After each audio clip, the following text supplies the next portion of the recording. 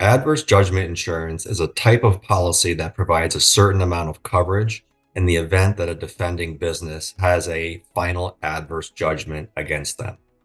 It's usually procured by businesses who are facing very complex commercial litigation, and the potential for the damages is substantial, and they're concerned that it would exceed their existing insurance limits or their existing risk tolerance. I sometimes like to explain it as a type of commercial catastrophic umbrella policy that's triggered when there's a final non appealable judgment.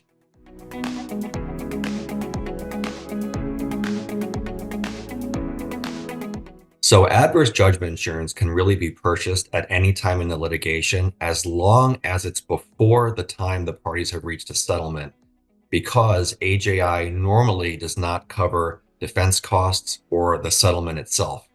However, that being said, it can be used as leverage during settlement negotiations because it removes some of the undue pressure that could be caused by the plaintiff or the plaintiff's attorney if they're being unreasonable and if they have an unrealistic expectation as to the case's value.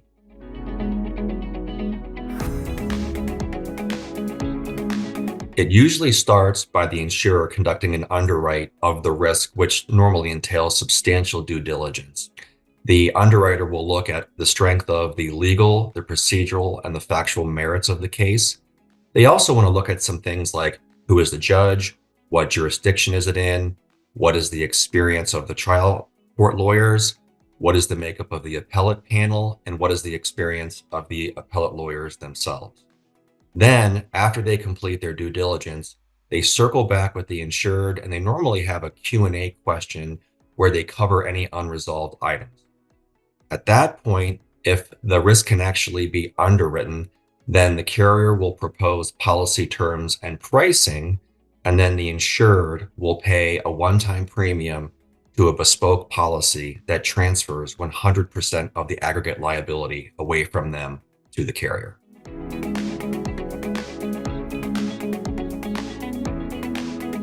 Well, first of all, it mitigates the risk that there could be a catastrophic adverse judgment against the business by ensuring that there is enough coverage to cover what the ultimate damage award may eventually be. Second of all, it can facilitate M&A and financing transactions that are threatened by pending litigation by ring fencing that litigation and expunging it for a known fixed cost. As I mentioned earlier, it can also help facilitate settlement negotiations because it can remove some of the undue pressures that occur that may force the defending business to settle at less than favorable terms. And then lastly, it simply provides the certainty around things like budgets, expenditures, and forecasts so that companies can just get back to business.